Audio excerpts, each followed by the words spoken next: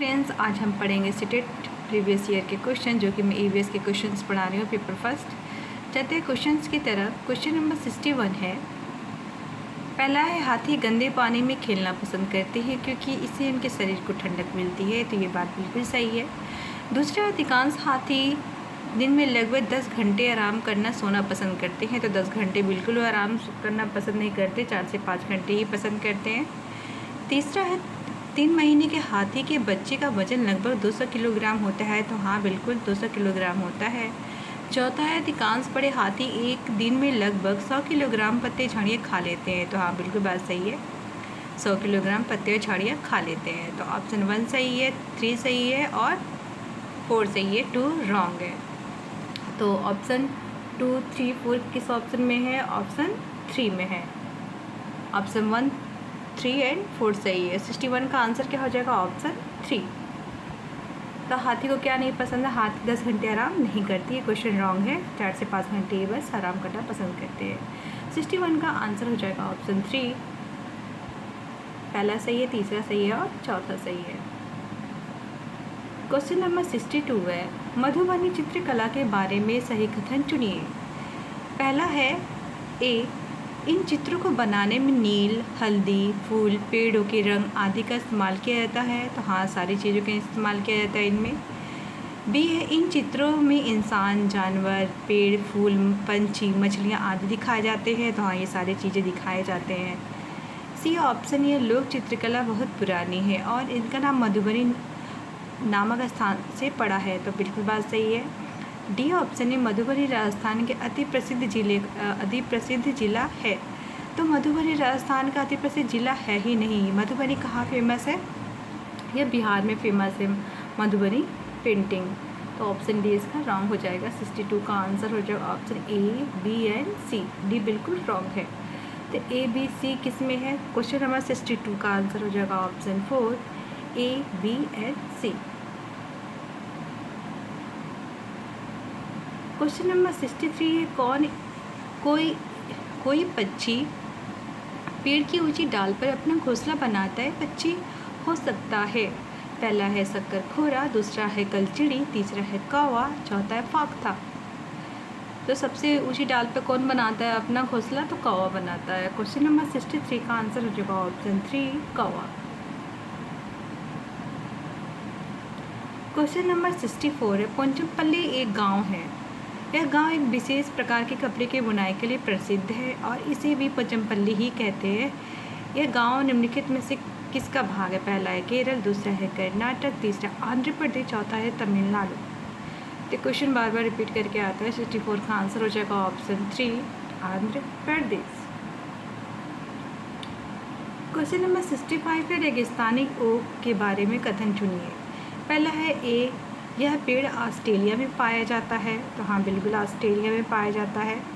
दूसरा है, एक विशेष प्रकार का पेड़ है जिसकी जड़ें टहनियों से लटकती है, जिसकी जड़ें टहनियों से नहीं लटकती है। सी है, इस पेड़ की जड़ें जो है ज़मीन से गहराई तक जाती हैं, जब तक कि पानी ना पहुंच जाए। बिल्कुल सही है ये बात।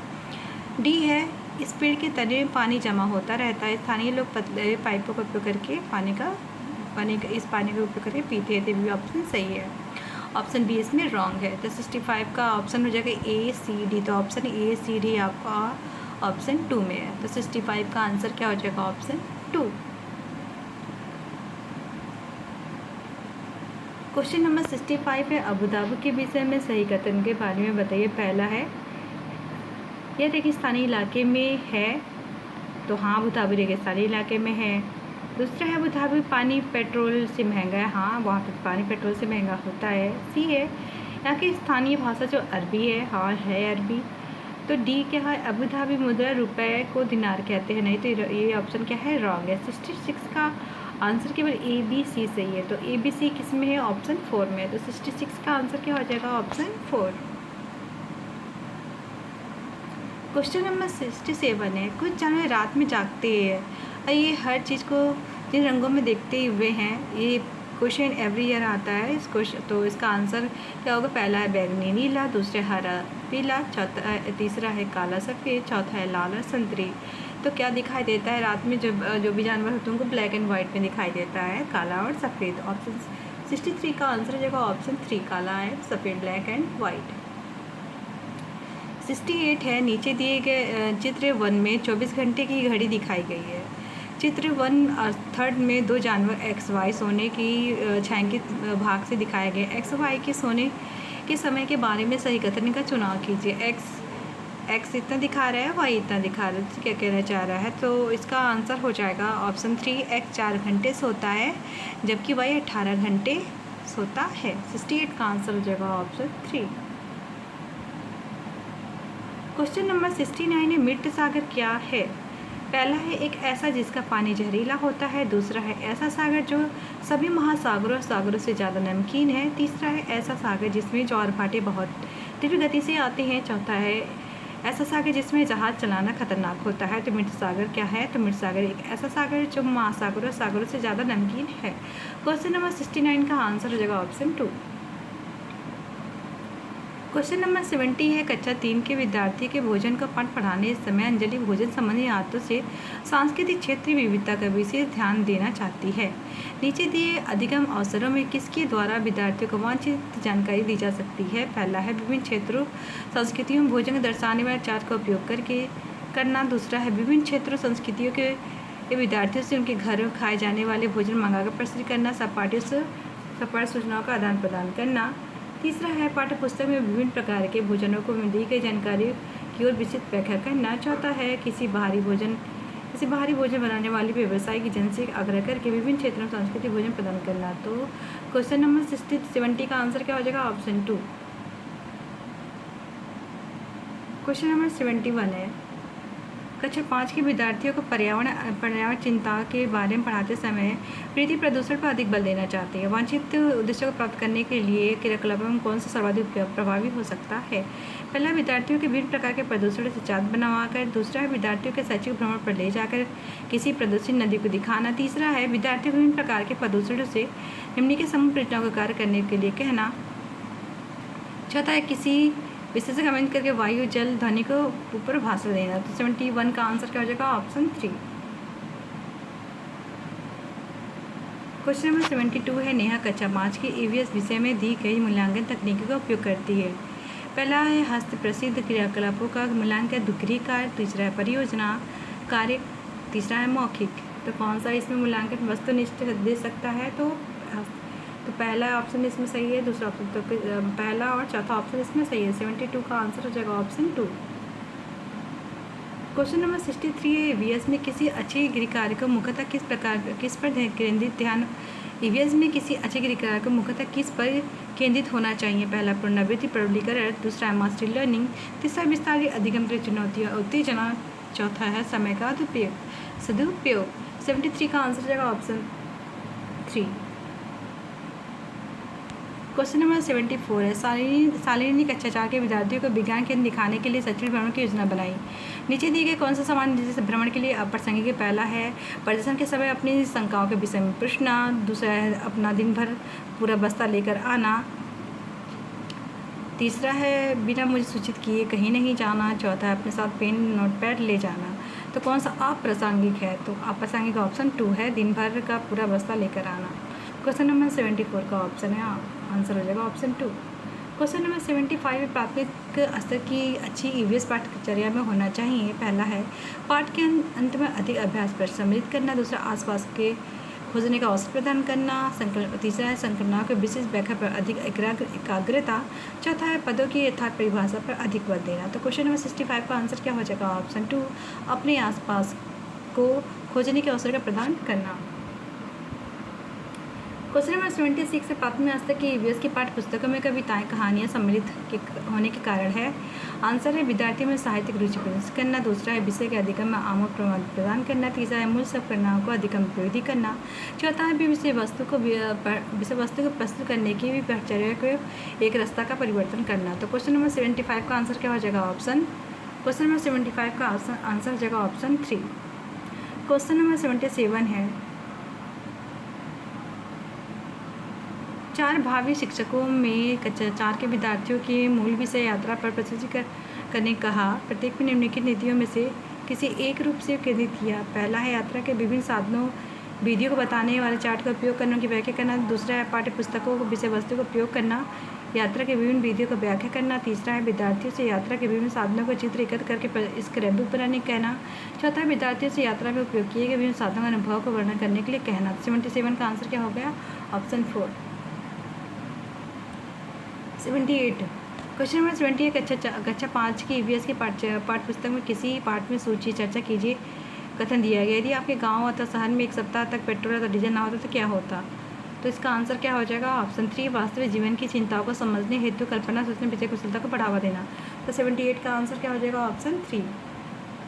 क्वेश्चन नंबर 79 EVS की पढ़ाई के में कक्षा प्रश्नोत्तर में तकनीकी का सबसे अच्छा उपयोग किसके लिए किया जा सकता है? पहला विद्यार्थियों को ध्यान आकर्षित करने के लिए, दूसरा शिक्षार्थियों को सीखने की जिज्ञासा उत्पन्न करने के लिए, तीसरा प्रासंगिक कौशल को बढ़ावा देने के लिए, चौथा है कक्षा में अनुसंधान बनाने के लिए। तो 79 का आंसर क्या हो जाएगा? ऑप्शन 2 शिक्षार्थियों को सीखने की जिज्ञासा उत्पन्न करने के लिए। क्वेश्चन नंबर 80 है प्राथमिक स्तर पर EVS की पढ़ाई पर एक प्रमुख उद्देश्य है। तो इसका आंसर क्या हो जाएगा? ऑप्शन 3 कक्षा की पढ़ाई में शिक्षार्थियों के विद्यालय से बाहर जीवन से संबंधित करने में सहायता करना। क्वेश्चन नंबर 81 है प्राथमिक स्तर पर वृक्षों के संचरण की संक्रमणाओं के बारे में विद्यार्थियों की संवेदना को बनाने के लिए कौन सा क्रिया का उपयोग नहीं है? तो इसका आंसर क्या हो जाएगा? ऑप्शन 3 बच्चों की लकड़ी के लट्ठा का भंडार दिखाना। क्वेश्चन नंबर 82 है EVS की कक्षा में जल का पाठ पढ़ाते समय अंजलि ने अपनी कक्षा में जल के विभिन्न स्रोतों और जल के संरक्षण के लिए व्यक्तिगत क्रियाकलाप रोल प्ले आयोजन किया। इस क्रियाकलाप का मुख्य उद्देश्य क्या है? पहला है विद्यार्थियों की सामाजिक कुशलता में सुधार करना, दूसरा है अधिगम की प्रक्रियाओं में एक व्यवस्था का जोड़ना, तीसरा है अधिगम की प्रक्रिया में विद्यार्थियों का सक्रिय भाग लेना सुनिश्चित करना, चौथा है जल के स्रोतों का विषय में विद्यार्थियों को ज्ञान प्रदान करना वृद्धि करना। 82 का आंसर हो जाएगा ऑप्शन 3 अधिगम प्रक्रिया में विद्यार्थियों को सक्रिय भाग लेने के लिए सुनिश्चित करना।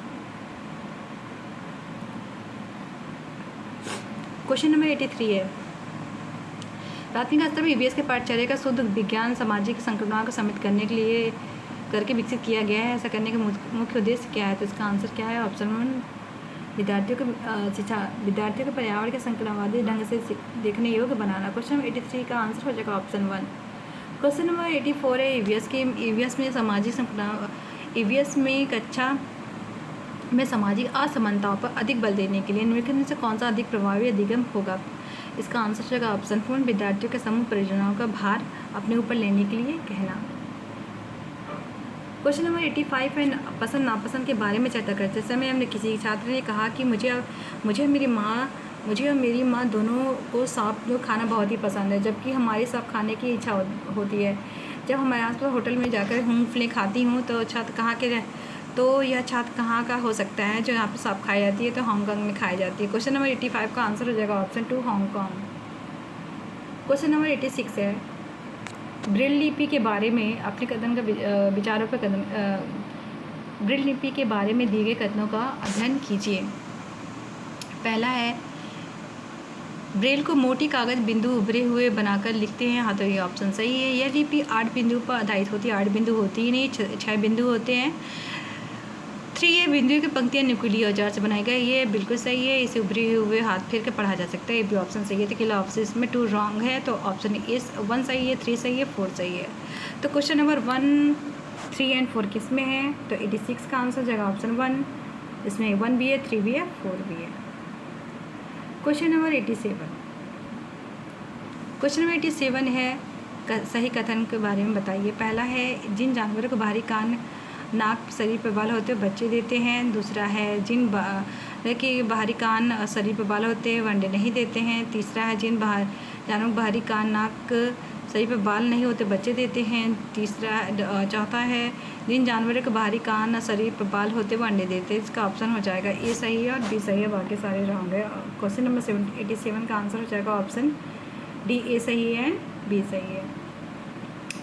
क्वेश्चन नंबर 88 है मधुमक्खी पालन के विषय में सही कथन पर विचार कीजिए। पहला मधुमक्खी पालन करने का सबसे अच्छी समय जनवरी से मार्च तक होती है, तो ये बिल्कुल रॉन्ग है।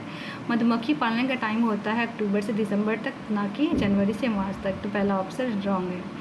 दूसरा है लीची के फूल मधुमक्खियों को लुभाते, बिल्कुल लुभाते हैं। बी है मधुमक्खी पालन के द्वारा उत्पादित शहद का भंडार करने के लिए बक्सों की आवश्यकता होती है, तो हाँ आवश्यकता होती है। चौथा है मधुमक्खी के लिए मीठा घोल बनाने के लिए चीनी खरीदा जाता है, हाँ खरीदा जाता है। इसमें ऑप्शन केवल 1 ही रॉन्ग है, दूसरा सही है, तीसरा सही है, चौथा सही है। तो 88 का आंसर क्या हो जाएगा? ऑप्शन 3। ऑप्शन 3 में दूसरा भी है, तीसरा भी है, चौथा भी है। तो 88 का आंसर क्या हो जाएगा? ऑप्शन 2 पहला रॉन्ग है इसका। क्वेश्चन नंबर 89, किसी छात्रा ने अपनी अहमदाबाद से नागरकोल की यात्रा की अपनी डायरी के नीचे दी गई नोट की। तो इसमें क्या क्या है? तो इसका आंसर क्या हो जाएगा? इसका आंसर बस मैं पढ़ दे रही हूँ। इसका आंसर हो जाएगा ऑप्शन 3, ए सही है और बी सही है। क्वेश्चन नंबर 89 का आंसर हो जाएगा ऑप्शन 3, ए सही है और बी सही है। चलते हैं लास्ट क्वेश्चन पर। लास्ट क्वेश्चन है, नीचे दी गई कौन सी जानकारी एक आरक्षित रेल टिकट के बारे में प्राप्त किया? रेल टिकट से संबंधित बहुत क्वेश्चन पूछा जाता है, देख लीजिए। तो इसमें ए है टिकट बुक कराने की तारीख, समय, यात्रा शुरू करने की तारीख का समय, तो ये सही है। बी है डिब्बे का नंबर, बर्थ नंबर और किराया, ये भी सही है। सी है यात्रा करने वाली आयु, नाम, लिंग, ये भी सही है। ट्रेन का नंबर, नाम, जहाँ पे स्टेशन ट्रेन पकड़नी है, अंतिम स्टेशन का नाम, तो ये भी बहुत ज़रूरी है। ई है अंतिम स्टेशन पर पहुँचने की तारीख और समय, तो ये ई क्या है इसमें? ई इसमें रॉन्ग है। ए बी सी डी सारा सही है। तो 90 का आंसर हो जाएगा ए बी सी डी चारों किस में है? ऑप्शन 2 में है। 90 का आंसर हो जाएगा ऑप्शन 2। होप आपको वीडियो पसंद आए। वीडियो वॉच करने के लिए thank you so much. Possible हो तो अधिक से अधिक बच्चों को शेयर करें, क्योंकि पेपर बिल्कुल नज़दीक आ गया है। Thank you.